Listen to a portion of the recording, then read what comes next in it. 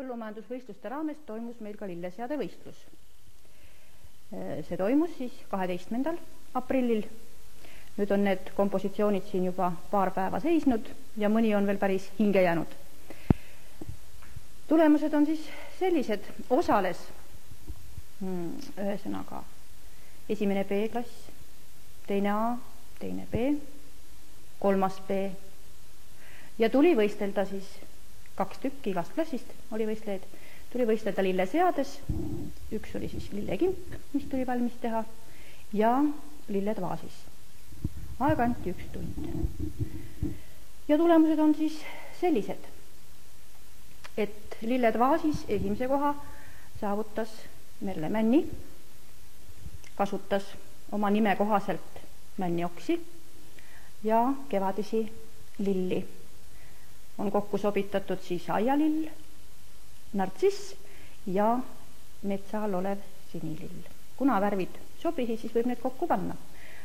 Nii et täitsa tasemel töö. Muide hindajateks olid siis õpilased. Kuna M-klassid ei osalenud võistlustöös, võtsime hindajateks esimese M-i, teise M-i ja ka õpetajad, kes näitusel käisid. Ja liitsime kokku siis punktid. Teise koha saavutas Katrin Mei, kes on ka kasutanud töös nartsissi ja huvitavan, et ta on osanud ajatatud oksa siia juurde kenasti sobitada. Lillekimbud on meil mõõdult tagasihoidlikud, sest meie õpilasel stipendiumi suurus suuremat ja hinnalisemat võitu osta ei anna, aga sellised nad meil siis tulid. Esimese koha sai Katrin Mei,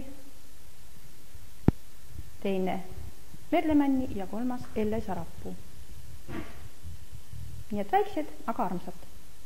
Sobib kinkida kas emale, õekesele või vennale või vanaemale.